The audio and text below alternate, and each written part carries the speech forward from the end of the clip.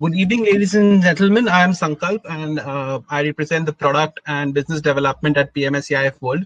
We welcome you all to today's webinar. So a little bit about us. If you've been following us, you would know PMSCIF World is India's leading online investment place where we propose, where we have an idea that informed investments over in quality products over a longer period of time are the best thing that you can do to your portfolio. And in that, following that ritual, we have with us today a very special guest with us, Mr. Rajesh Kothari. He needs no introduction. He's been a fund manager for long enough to know the nuances of the stock markets, and he's won multiple awards for the funds that he used to manage at DSP erstwhile for a while, and has constantly outperformed indices and peers. We're very happy to have you, Mr. Rajesh, here today, and we'll begin soon. I won't take up a lot of time with introduction. Just a bit of request to the viewers here today. You can subscribe to our YouTube channel for all the updates and all the webinars that we do. You can watch them there anytime you want. So Rajesh bhai, the question that then comes is, this has been a year of contradiction, because I just did a poll. I asked Sensex all-time high by December 2020. 92% of people logged in today answered yes, and 7% said this is a stark difference when we compare to the common opinion back in March of this year or April of this year. So bazaar mein chal kya raha hai? I mean, there's a common two-word Gujarati line in the Dalal Street that is often asked, Aave su and Biju kai, which usually translated mean that aage kya hai or kya. So, we'll keep this talk candid. We'll welcome questions from the audience. We will discuss a lot today. So before that, just your thoughts on where we are, what can we expect ahead, and just a general sense of what has been happening. Over to you, Rajesh bhai. Thank you, Sankar. Thank you very much for brief kind introduction. Good evening, ladies and gentlemen. First of all, wish you happy Dhanteras. I think the Dhan is what everybody is waiting for from market for quite some time, and I hope this year has been a little bit much better contrary to what everybody thought from in the month of March. So wish you happy Diwali and very divine and rocking New Year to everyone. I think the first most important thing in minds of investor, as Sankalp, I think you have rightly asked, is the Haveshu, what next? What is to be done now? Market has already gone up, 30, 40, 50%, globally and so on in India. So should one remain invested? Should we take out money? Do you think, there are a lot of questions in month of May, June, July, probably till August.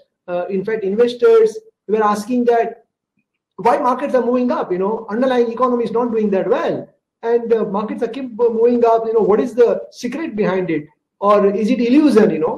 Is it temporary? So I think these are very prominent questions and thoughts in minds of investors. So let me start with a very simple slide. That where are we currently? Let me share that slide with you.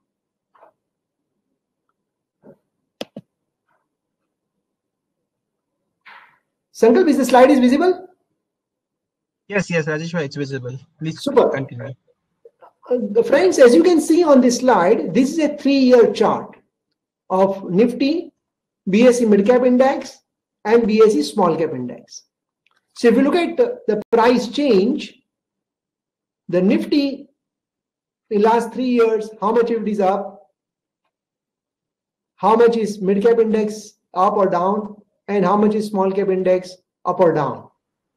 And this is as on 31st October 2020. Of course, after that, market has moved up a little bit further. So if you look at in compounding terms, and that's the last column, the Nifty is up roughly about 6-7% in last 3 years. But it's actually not that big number, correct? Because the fixed deposit also gives you 5.5-6%. 3 years back, I'm talking about. Of course, now the rates have reduced further. So 6-7% is what the Nifty has delivered in last 3 years. If you look at the mid cap index, actually it is down 10, 12% in absolute terms in last 3 years. And if you look at the small cap index, it is down 18%, 18% in last 3 years. So the question in the mind of investor, that market has gone up so high, it is a lifetime high, 52-week high. Question is from which level, कौन सा level से हम देख रहे हो बहुत important है. अगर हम शोल्डर से कंपेयर करेंगे तो कभी भी हमें ऊपर ही लगेगा. But reality the fact check is that markets are actually not much up. Mid cap and small cap are down in absolute terms compared to what they were 3 years back, and Nifty is up about 6-7% compounding, which is reasonable, which is not that great number kind of thing, So that's the first most important thing, that the markets are not that high.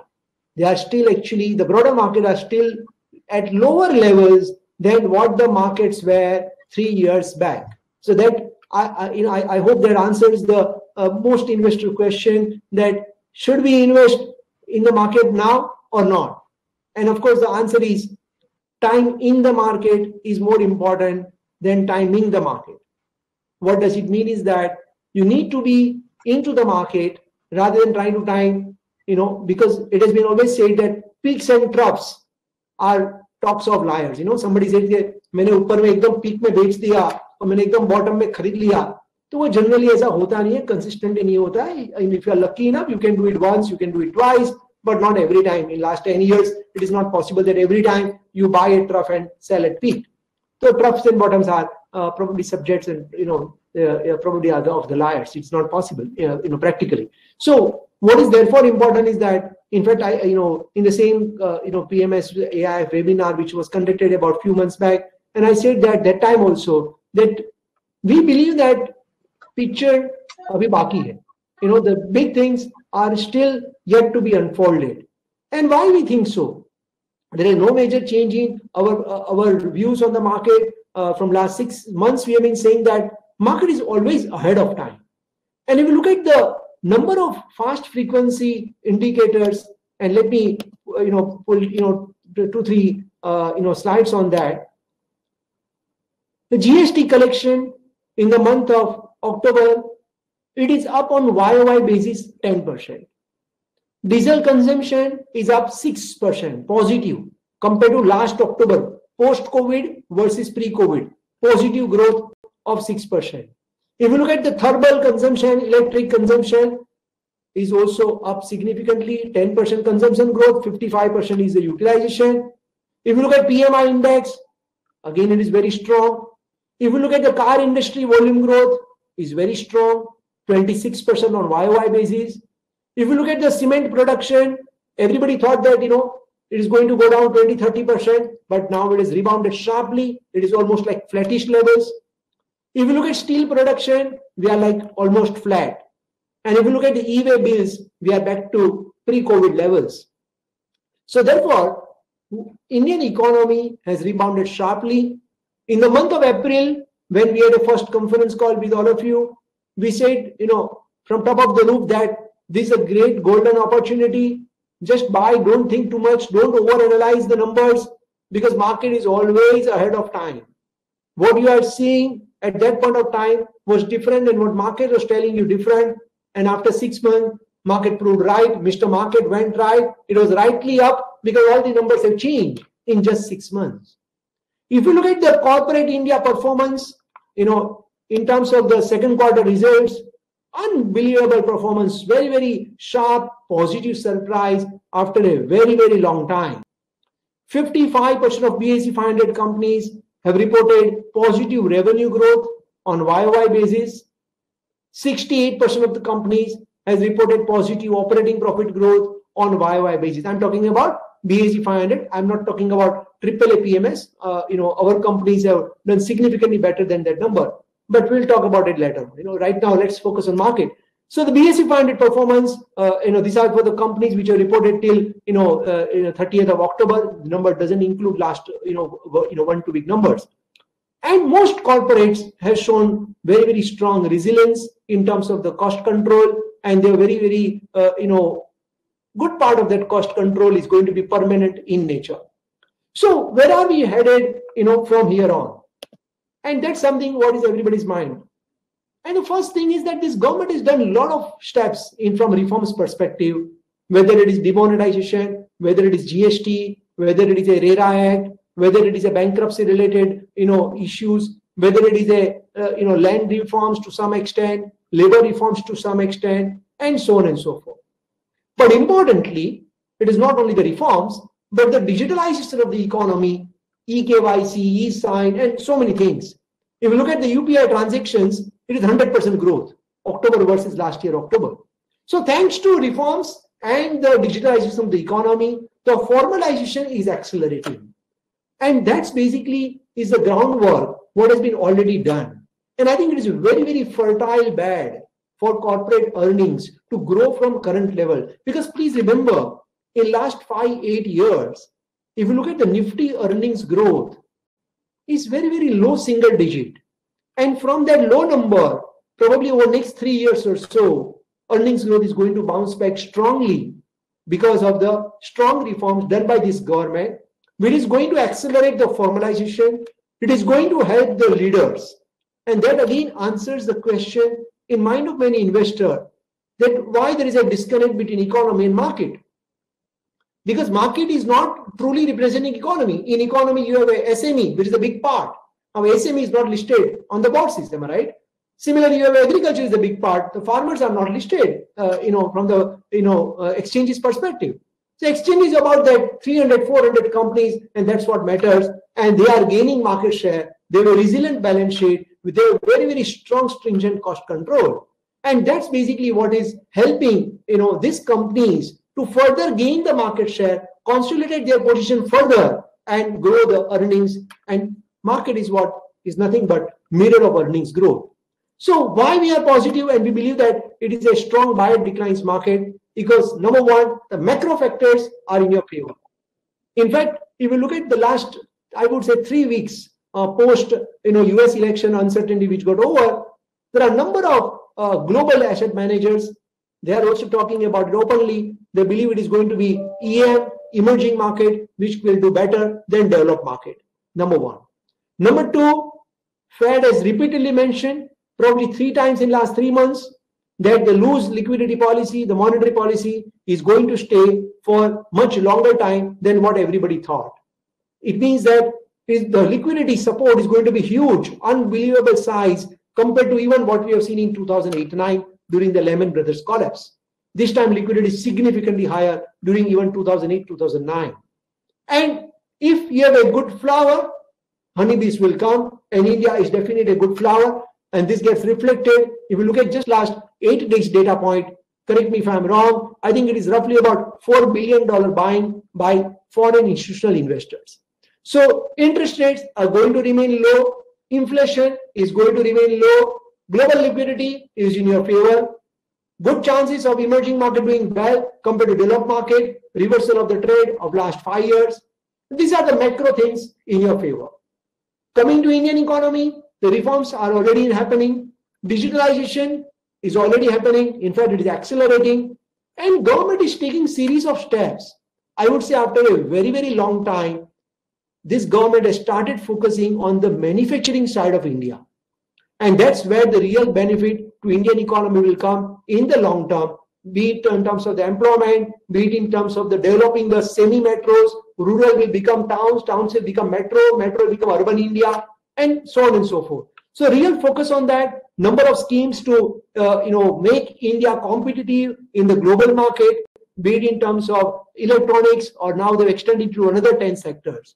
So I think good part from the macro perspective on India as well, whether it is a reforms, whether it is a RBI monetary policy, or whether it is a government incentivization scheme to improve the competitiveness of the Indian economy. Coming to micro, as I said, because of this rapid things which are happening, the unorganized sector is losing market share. Players who have a fractured balance sheet, very weak balance sheet, they are getting out from the business. Recent example was Future Retail, which had to sell their business to Reliance, and so on and so forth. So we believe that corporate earnings growth, which was flattish for almost last 5, 7, 8 years, will now rebound, and it will probably be high single digit to low double digit. And of course, if one has the right selection approach, There are enough number of opportunities in India where you can get the companies with 10, 12, 15, 18% earnings growth over the next 3, 4, 5 years. And that's basically will help you to deliver the similar returns in the market perspective. Does it mean there will not be any correction? Definitely there will be correction. Market has gone up one way globally and in India. So I will not be surprised if market corrects by 5, 7, 8%. Corrections are always healthy, and one should take that as an opportunity to add to equity as an asset class. So, that's it from my side from the market perspective. We remain very, very positive on market with 3 to 5 years view. Corrections are normal. Volatility will remain very high. There is no doubt about it. And it is a very strong buyer declines market.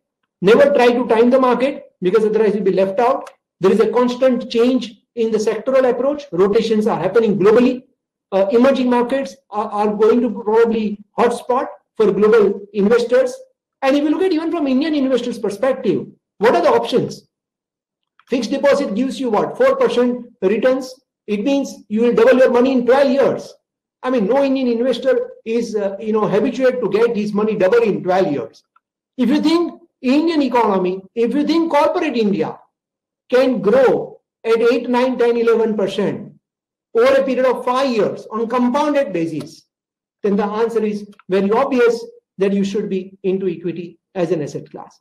With that, I will open up, for any Q&A and happy to take any of your questions. Thank you very much.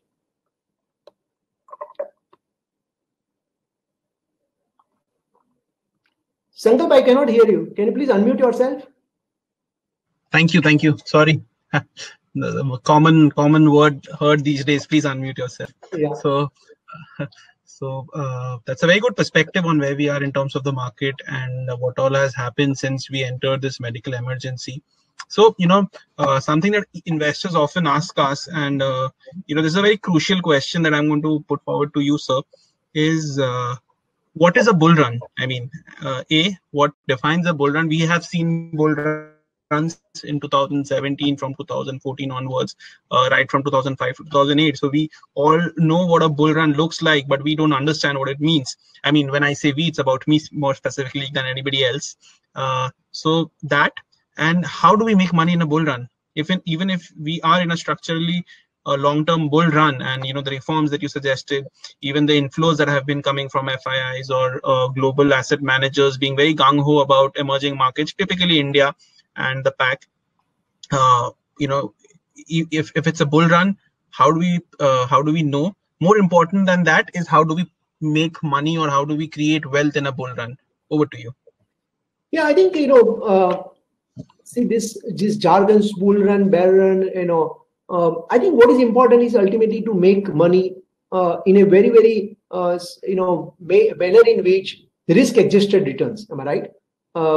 If you are talking about a bull run which is exuberance, I think we are far from that period. It is just, I would say, beginning of a good market. The fertile bed. We have a very, very fertile bed from the runway perspective. The interest rates, low inflation. I think these are the primary, what I would say, factors which one should look at it before investing into equity as an asset class, because interest rate is the enemy of equity, very clear. So you require a moderate interest rate. You do not require -5%, and you also don't require +10%. So moderate interest rate range, I think that's the first important, I would say, structural driver for equity as an asset class. Second, of course, you require the earnings growth. Market is nothing but mirror of earnings growth. So if you get the companies with right earnings growth, you will get the returns no matter whether it is a bull run or no matter whether it is a flat run or bear run. And please also remember third very important thing, that this bull run, bear run, the cycles are getting shorter. They are becoming faster, they are becoming quicker, and they are becoming more shiftier. So for example, market went down 30% and it rebounded, almost recaptured its gain in probably just 8 months. It's probably the sharpest, what I would say, rebound in last probably 40, 50, 60 years since 1975 in US probably. So where your money is most important. Where are you making your investment? Are you buying the companies which have the right management, right governance, right balance sheet? Are you buying the company which is a leader in the sector? Are you buying the company which can navigate the upturn and downturn? Because you bought a company is already probably 50% up. So, you buy a company despite it has run up. But if the company is good, company is leader, business cycle may turn down, and probably you may not be able to predict that. But if the company is leader, you will be able to navigate this cycle. And look at number of companies. Month of early April. There's a company, for example, largest two-wheeler player. The stock went down almost 40%. But if the company is strong, you know that it can navigate this upturn and downturn of the cycle. You can buy more, correct? And the stock is not only crossed its February price, but it is 15, 18, 20% higher than its pre-COVID levels. Probably, one of the sharpest jump. And this is a large cap company I'm talking about. The largest two-wheeler, automobile player I'm talking about. So I'm not talking about a small cap company. I'm talking about the largest company. So what is important that if you buy the, company which is a very, very durable business mode, and that's very important, durable business mode. And even if your assumption goes wrong in terms of the business cycle because of COVID came and nobody knew it will come or not, and still, after 1 year of holding, you still made a decent money. And you made your money, for me, that's the bull run. It is not about market PE because that keep changing. It is not about the exuberance. It is about whether you can identify the right companies which can consistently grow, 12, 15, 18%. Try to identify the business cycles. And based on that, you invest with a patience of 3, 4, 5 years. Right, point well taken. So bear, bull, whatever comes, you should stick to quality businesses that grow, businesses that have a moat. So that's a very fair and a very good assumption. Okay, so the next thing that we have is again from the investors. So I have been closely following your portfolio, and at PMS I have followed also, we closely track your portfolio. We have seen you pick up a few names and a few sectors well ahead of time. So the question, or what we want to know from you, like I've seen you pick pharma or chemicals way back in November, December, and reduce weightages in BFSI secularly during that time. So you had a inkling of times to come or whatever. So we want to understand from you. So we just ran a poll, and the audience, maximum of the audience wants to know the sectoral view on a BFSI. Close to 35% of audience today wants to know about what lays ahead for BFSI, which is one of the crucial heavyweights in the indexes also. Then capital goods is something that a lot of people want to have a view on, and thirdly, pharma and specialty chemicals. So I leave up to your judgment what to take, which one to take. So BFSI, pharma, and specialty chemicals, and capital goods. Just understanding of these two. And also to the viewers today, even if we discuss stocks today, they are not to be construed as advice. They're to be purely taken as an academic intent and academic interest. Over to you, Rajesh Bhai. Yeah. I think that's a right relevant question. And let me put disclaimer before I talk about any company. The companies, in case if we discuss anything, we might be holding in our PMS for our clients or in our personal capacity. So, kindly make sure that, from the viewer's perspective, do your own research before you invest into any company. In terms of the first sector, which you asked me, is the BFSI segment. This BFSI segment is actually proxy to economy. If the economy does well, the segment will do well. If economy doesn't do well, goes through a problem, NPA comes up, and asset quality becomes a permanent issue. And we have seen this time and again, that BFSI segment is a very, very high correlation with economic growth. Of course, if the economy does well, all your bets goes right, and vice versa. So what is important in BFSI? So for example, let me give an example. So in early March, when the pandemic was probably just started from India perspective, it was traveling from US to Europe and then Europe to India. It was a very, very early March I'm talking about, where everybody was working in their offices, and Zoom was probably not that known for Indian culture. We raised cash in our portfolio levels, almost I would say, I think 20-22% of the portfolio we raised in cash. We sold good parts of our banking and finance segment. NBFC we sold, small banks we sold, many companies we sold in banking and finance. Weightage probably we significantly became underweight compared to benchmark. And then as we got confidence in economy, when the market corrected sharply, stocks were available cheap, from the valuations perspective, and it remained there for quite some time. In fact, if you look at the banking, it was the last sector to rebound. Generally, banking is always the first sector to rebound and first sector to fall. But this time, during the fall, it was the first segment, but during the recovery, it was the last one to recover. Actually, it recovered only in last, I would say, 20-40 days. Otherwise, it was a very modest recovery compared to other sectors' performance. We are back to our weightage, which was there pre-COVID. Right now, we are holding probably roughly about 25% of the portfolio in banking and finance, which we increased 3 months back. So I think, but you need to be very, very selective when you talk. We have seen 0% stock price appreciation growth. Market caps have gone up because companies keep doing dilution through QIP, through offer for sale, through right issue. So market cap increases because the equity base keeps going up. But that's not the right way to look at it. You look at your own shareholder returns from your own stock price perspective, actual undiluted, what is your actual return? And that return is basically, in many banks, many finance companies, it has been very, very muted. So you should not consider a BFSI as a structural play. It is a cyclical play. You need to be very clear about it. Number one, this is something very important which I would like to highlight. BFSI is not a structural, it is a cyclical play. Number two, within BFSI, you need to be very, very clear what you are buying.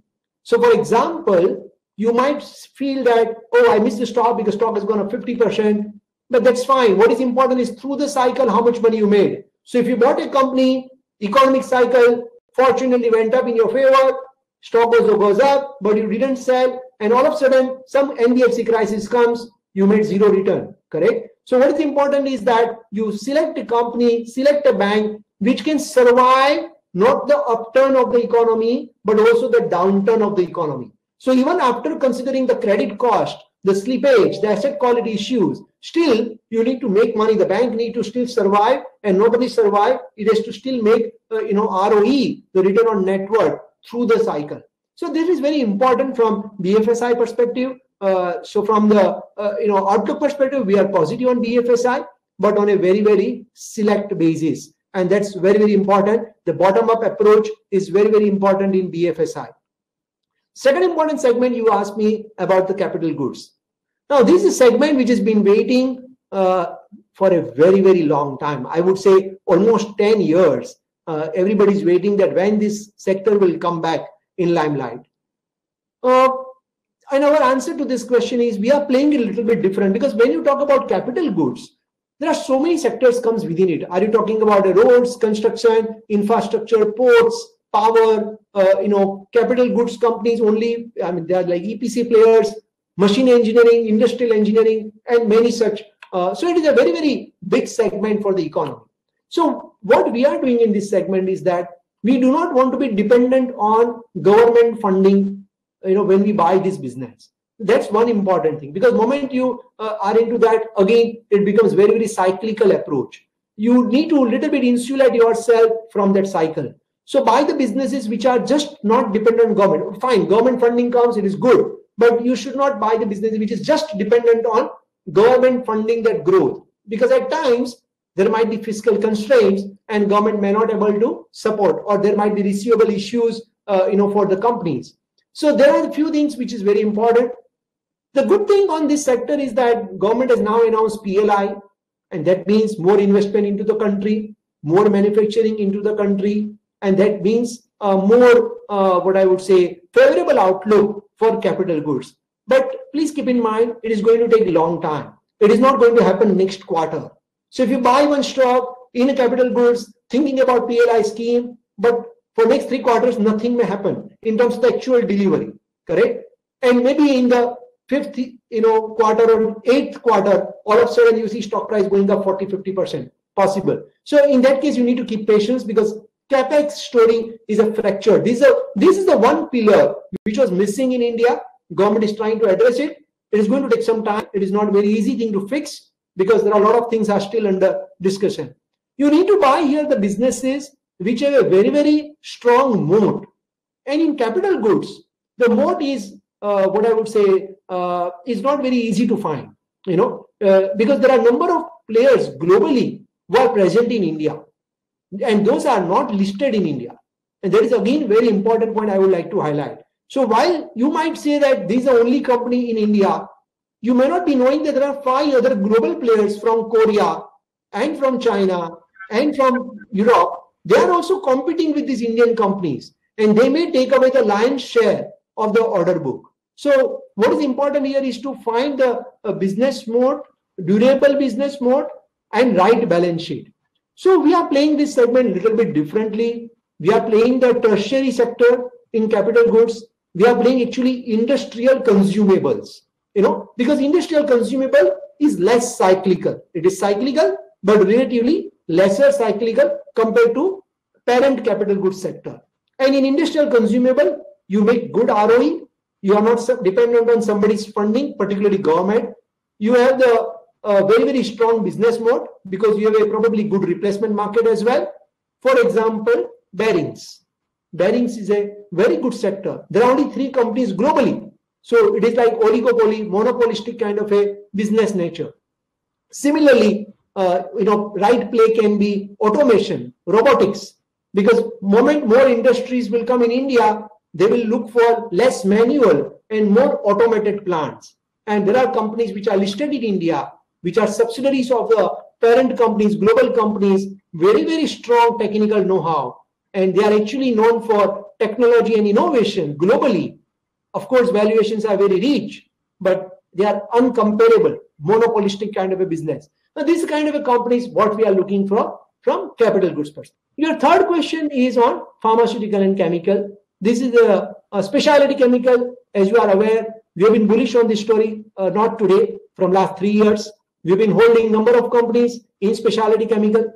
Pharmaceuticals, we added last October. Again, we got advantage a little bit ahead of time, which worked in our favor. I think China plus one story is just a beginning. I think India has a very, very strong technical competence. If you look at the specialty chemical sector, for example, one of our portfolio company has a revenue of 1,000 crores. They got order for 3,000 crores to be delivered over 7 years. That's the kind of level of comfort and confidence the global customers are showing to the Indian companies. Indian companies have a proven technical know-how, right compliance, very, very important. Meeting the compliance norms in specialty chemical is something very, very critical. And they have demonstrated their global competitiveness for scale-up. Because anybody can do chemical, but to what amount of degrees of number of tonnage, how many tons you can supply to a customer. So these are the few important things. This sector has done a huge capex in last 5 years, and they have announced new capex. Most of the leaders in this sector has announced new capex for next 3, 4, 5 years, and that gives very, very strong visibility. So we remain positive on specialty chemical. Pharmaceuticals is a sector where one need to do a lot of bottom up, because here it is a combination of Indian pharmaceutical business, US pharmaceutical business, and the non-US rest of the world kind of a markets. And each piece is different. Products are important. DMF filings are important. ANDAs are important. I don't know how many of you are aware, but in last 4 years, US FDA drug controller has increased the fees significantly. And in China, only 58%, I repeat, only 58% of sites, the Chinese manufacturer sites, have decided to renew by paying those fees. Fees have gone up to that extent. Whereas in India, almost 85 to 90% of Indian sites have filed for the compliance. So it means that India remains number one when it comes to number of sites, when it comes to number of ANDAs. There are total, I think, 1,286 ANDAs which are applicable for human beings. India has a lion's share of that, number one globally in terms of the filings on ANDA. So we have a very, very strong know-how. There is no doubt about it. China plus one will help Indian players to further get into the inroads of the global market. But one need to be here a little bit careful, because compliance norms are very important. Dependence on one plant can increase your risk significantly. dependence on one product can increase your risk significantly. So you need to do bottom-up approach when you are evaluating pharmaceutical sector. So we remain positive on pharmaceutical sector as well, but very, very selectively. So that's my answer to your question. Sure. Thank you, Rajesh Bhai. And I think it was a very detailed explanation, and most investors on the call would have been satisfied with the answers on those particular sector. So I'm going to ask you something on that you mentioned. So China plus one is something that we are hearing a lot these days, and there's a lot of mandate coming to China plus G across emerging markets. People and investors and business community feels that this is going to be a new trend and this is going to stay beyond the emergency of COVID. So how do you play China plus one? Okay, so if you want to be an investor and want to play this strategy, I want to ask a few other questions also, but I think this is something interesting and could be a major trend. I mean, I think IT comes to my mind, which was a major game changer for Indian exports and the Indian IT businesses around the earlier part of the century. So I'm not sure if China plus one has that potential.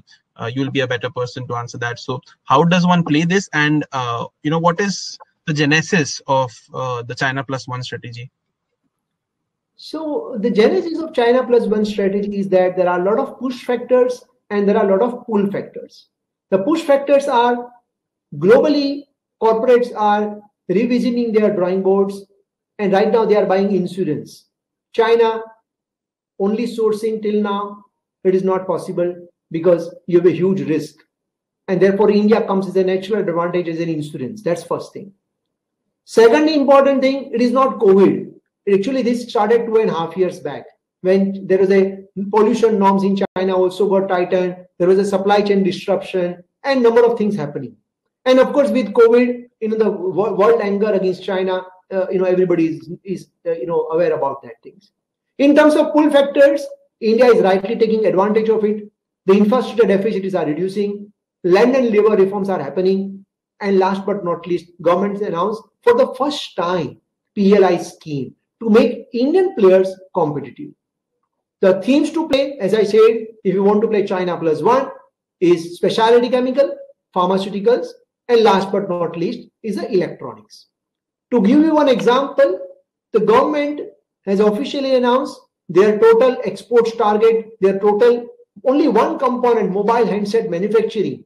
The target is probably 10 times larger than what was our last year production in FY25 compared to FY19.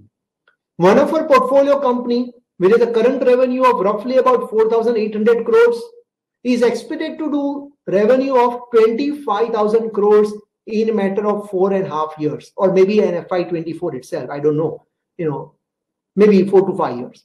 5 times of its current size. I'm talking about one company. And there are, of course, many other unlisted companies. And I'm talking about only one component, that is a mobile handset. I'm not talking about another 10 components for the value chain. So I think these are the 3 right themes to play. Of course, government has also announced PLI scheme for other sectors. So, of course, that is segregated over across 10 sectors. So this is how you can play China plus one, specialty chemical, pharmaceuticals, and electronics. Right. So, Rajesh bhai, I was just checking on the RBI website while we were live. So I saw this interesting index that they call the Consumer Sentiment Index, which I'm given to understand typically tracks how confident of the investment, environment households and businesses are feeling. So there are 2 things that I observed, and I think you made a statement about this at the beginning: the divergence. The divergence between the current state of confidence and the future expected,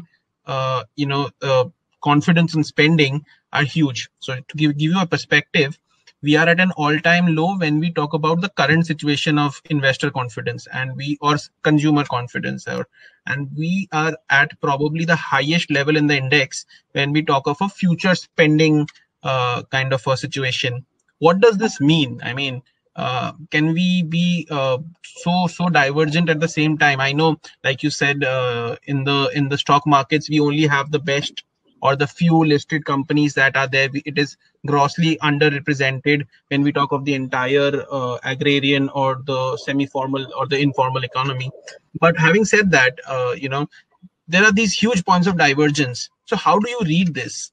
And since a lot of consumer or a lot of banking play is more wider than just the listed space, okay, so indirectly they do impact the stock market listed companies. So how do you read into this? If you can just tell us a bit about it, and do we expect this to improve at some point in time, the gap to narrow?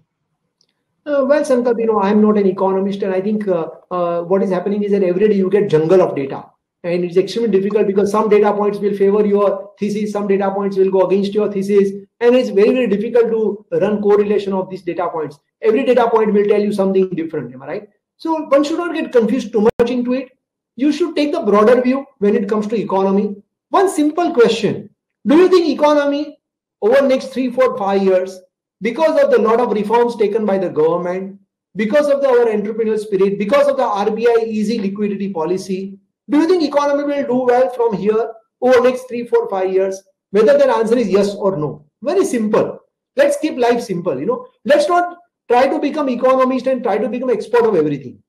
If answer to this question is yes, and when I say resounding yes means I'm talking about a 5% growth. I'm not talking about a 9% growth. Do you think India as a country can deliver 5 to 6% real GDP growth? Is it possible? Probably most investors would agree with me. Most viewers would agree with me. Yes, it is possible.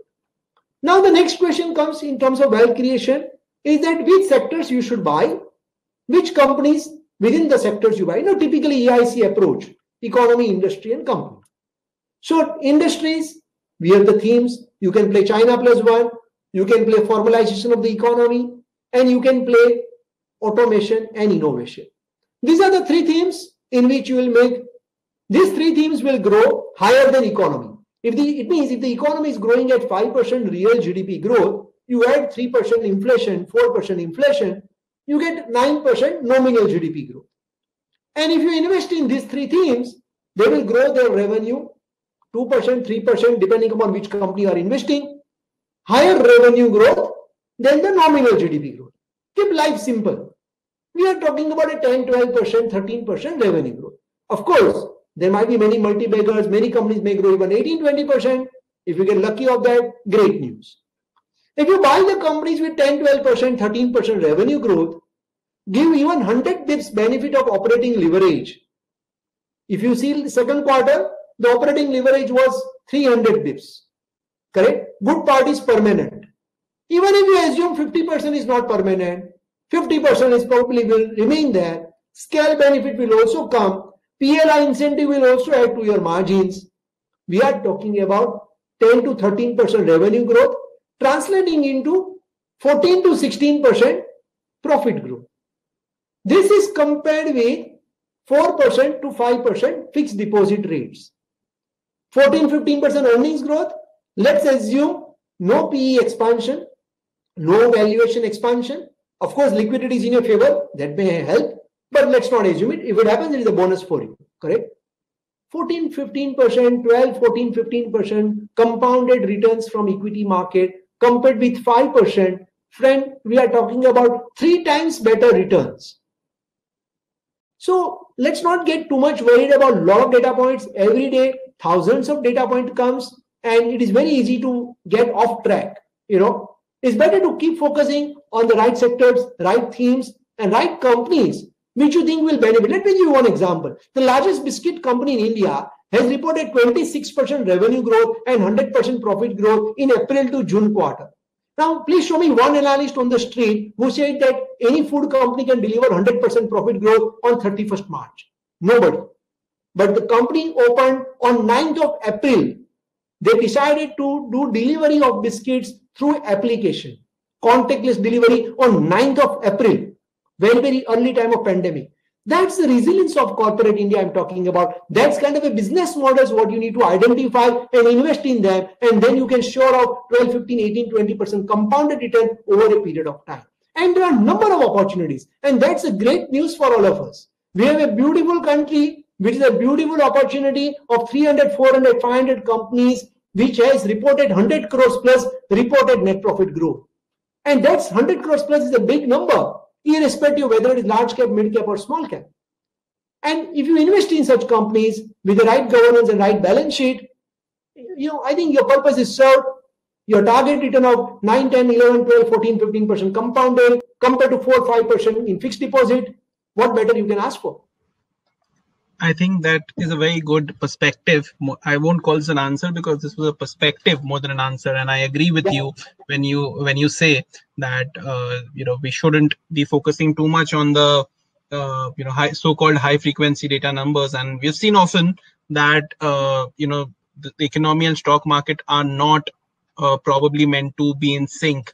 And if they are in sync, you take it as coincidence and still do your job as an investor. Absolutely. So it's a very good point you mentioned is resilience. And you also mentioned small, large, or mid. And a common question that investors ask these days, "Bhaiya, mid, small mein kya hoga?" We know that I already got question. The question is, do you think mid cap and small cap will also perform?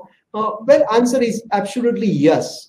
I think the broader markets will do. Sorry, Sankalp, if I'm answering, aap kijiye. I just wanted to add to that a bit.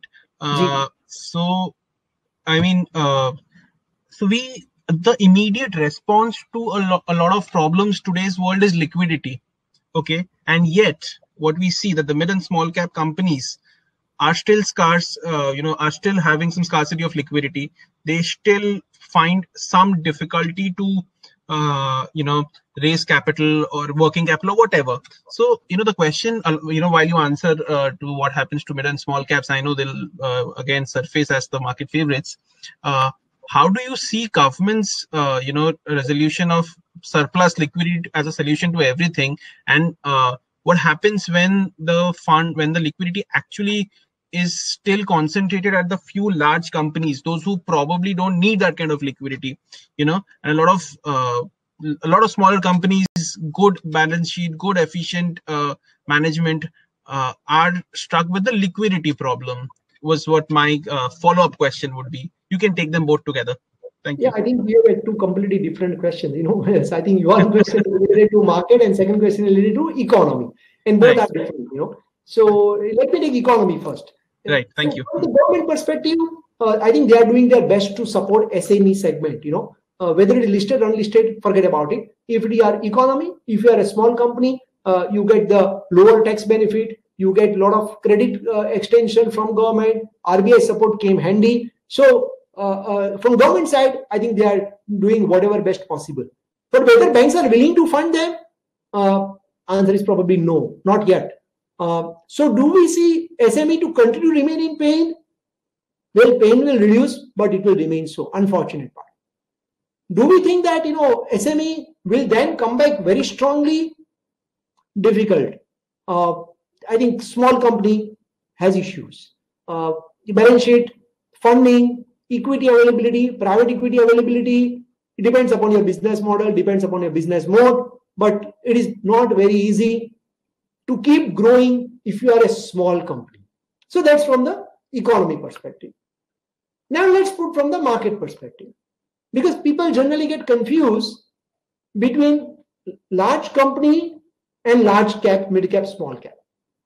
There is nothing called large cap, mid cap, small cap. Forget about it for time being. Focus on the companies which are large in profit size. I already mentioned that we believe that acceleration of formalization is going to be in 4th gear and 5th gear. It means small companies will further become smaller, large company will become larger. Please distinguish between large company versus large cap. How should you define large company? A company is large if the profit size is large. So in India, you have 550 companies, only 550 companies in India. Out of 1,000, 5,000 probably companies which are listed, only 10% of that universe, they report profit of 100 crores after tax. To us, that company is a large company. Forget whether it is large cap or not. And if we invest in company with 100 crores plus profit, with a very low leverage, debt equity free or 0.5 kind of thing, that company will still continue to get liquidity support. That company is able to navigate the up and downturn of the economy, and so on and so forth. Let me give you one example. One company which we are holding in amines industry, specialty chemical amines, is a small cap, but is the largest company in amines. There are only two companies in amines. Company is very large. Company is not small, but market cap is small because market cap is below 10,000 crores. The largest bearing company in India, one of the largest, there are only 3 companies globally in India, and all 3 have Indian subsidiaries, and all are listed. It's a listed company I'm talking about, US company I'm talking about, but company market cap wise it is considered as a small cap. The company which I'm talking about is Timken. Timken is a small cap, but do you think company is small? Definitely not. Whirlpool is a mid cap, but do you think company is a mid size? Definitely not. It is a large company. Market cap is small. Company is not small. Do you think the Metropolis Healthcare is a small cap? Maybe small cap, yes. But is it a small company? Definitely not. It's one of the largest, not one of them. Probably there are only 3 players, 4 players. And one of the leader player is Metropolis. Is it a small company? Definitely not. Do you think Ajanta Pharma, Ipca Laboratory, all these are small companies? Definitely not. They are very large companies, but market cap categorization may put them into small cap or mid cap, depending upon the bucket of the market cap. So you should not get confused between the large cap, mid cap, small cap versus large company, mid company, small company. Avoid small companies. Do not avoid small cap. If the company is big in profit terms, buy that company irrespective of its market size, irrespective of its market share, irrespective of its market cap. Don't judge the company by its market cap. Judge the company by its profit size. If it is 100, 200, 300 crores profit with a debt-free balance sheet, 18% ROE, good positive free cash flow, dominant mode position in the industry, oligopolistic nature, fantastic. I think that investment will always pay off. And most of these companies are not trading cheap, and rightly so, correct? So companies which I'm talking about, which I gave a few examples, none of them are trading at 10 times price to earning. They are trading at 18, 20, 30, 40, 50 times. So, and market is correctly pricing them, correct? Because these are not small companies. So whether a company is a mid cap or small cap or large cap, if the company is good, buy such companies, these companies will continue to do well. Avoid small profit size companies. Companies with 5 crore, 10 crore, 15, 20 crores profit. I think time is not going to be easy for them. It is going to be difficult for them to survive and to grow.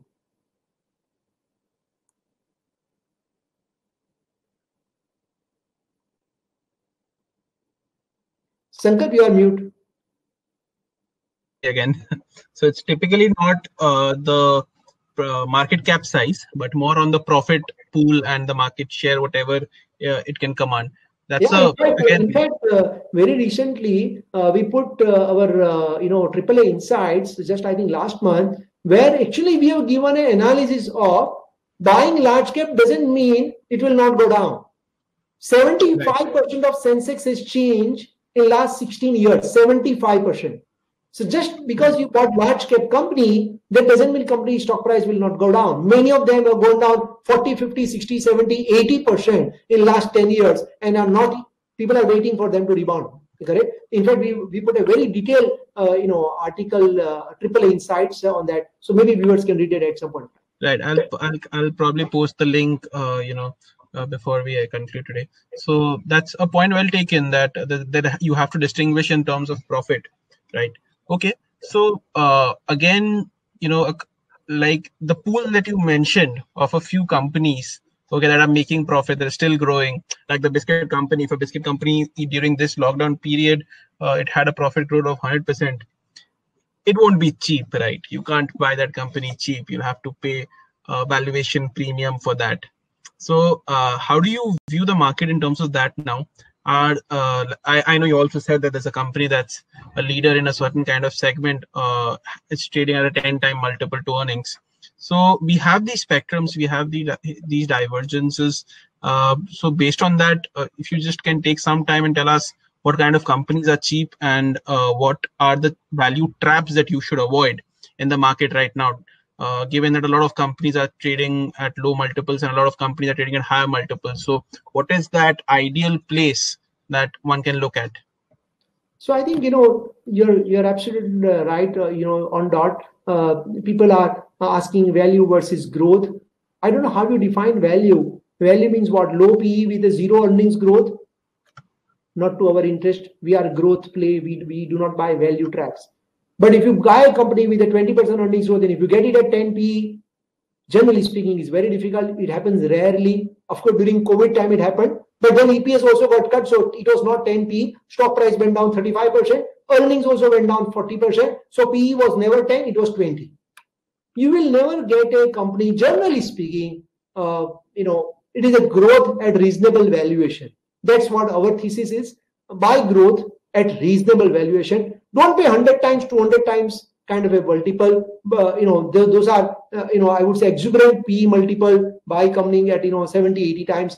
But anything below 10 PE, yes, it is a value. But that PE, you need to look at in conjunction with earnings growth and ROE.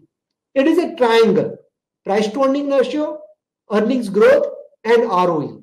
And in that triangle, you need to fit that company. And if you then figure out, yes, it is a value. Just buying a 5 PE doesn't mean it is a value. Correct? I can give you so many examples where investors bought it at 5 PE, but actually it was never 5. It was 25 because earnings never came. I can give you a number of examples in banking space where people bought it at 0.5 price to book.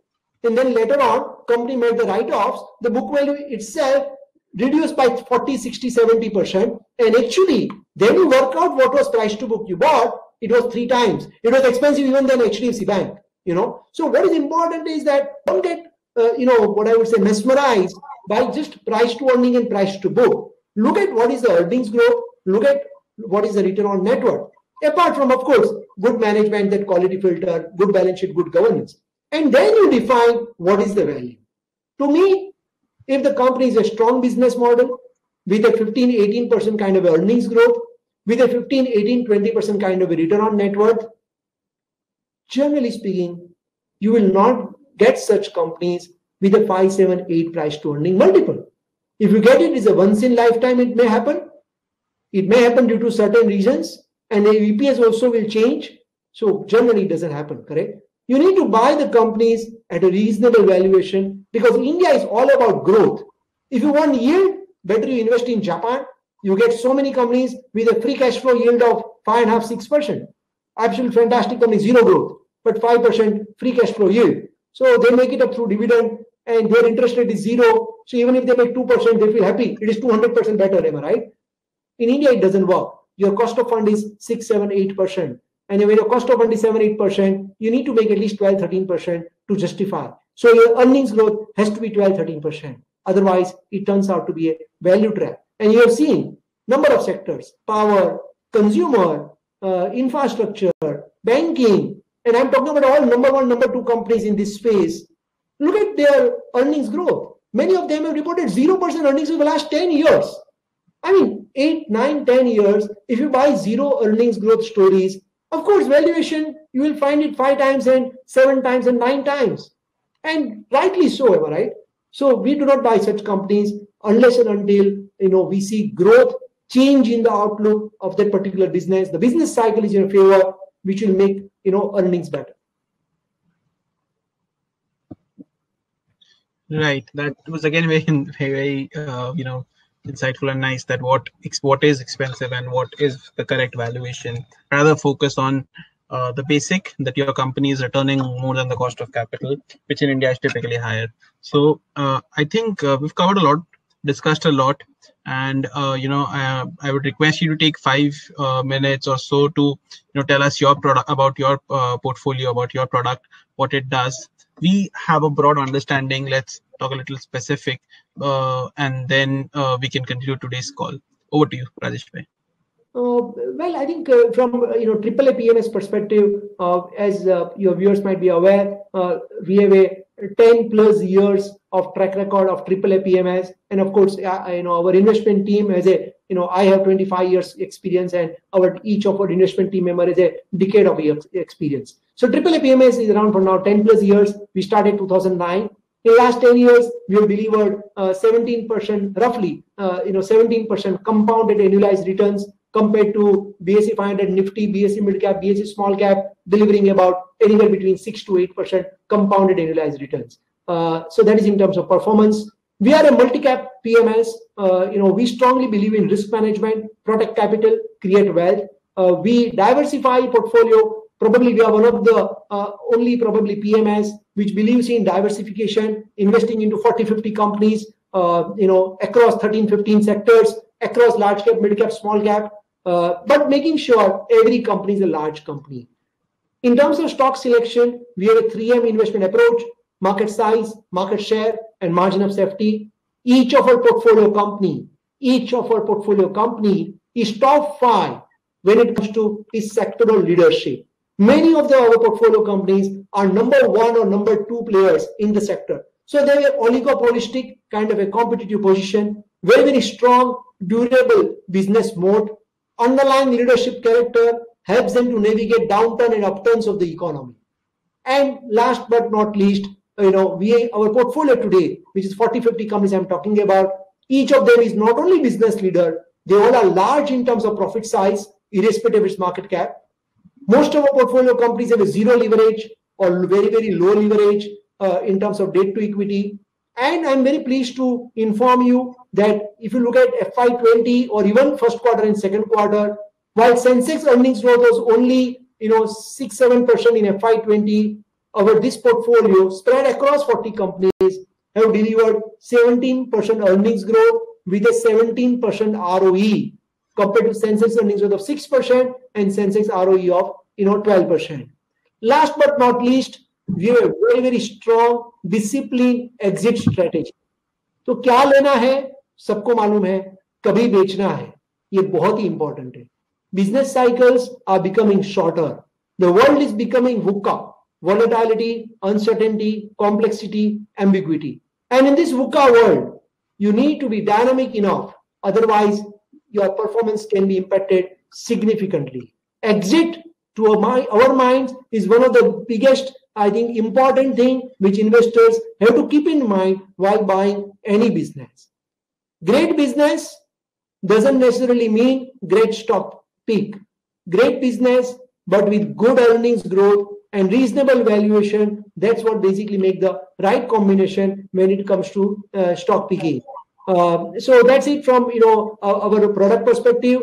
Beautiful portfolio, 40-50 companies which are sectoral leaders, using our 3M investment approach, spread across, so reduce risk, protect capital with a disciplined exit strategy and with a very, very rigorous portfolio monitoring. And that's what basically our portfolio companies consist of. And it is this character of the portfolio companies with 18% ROE and 18% earnings growth, despite flattish earnings growth reported by the broader economy and Sensex, that's what has translated into 16-17% compounded returns what we have delivered in last 10 plus years. So that's about AAA IOP PMS plan.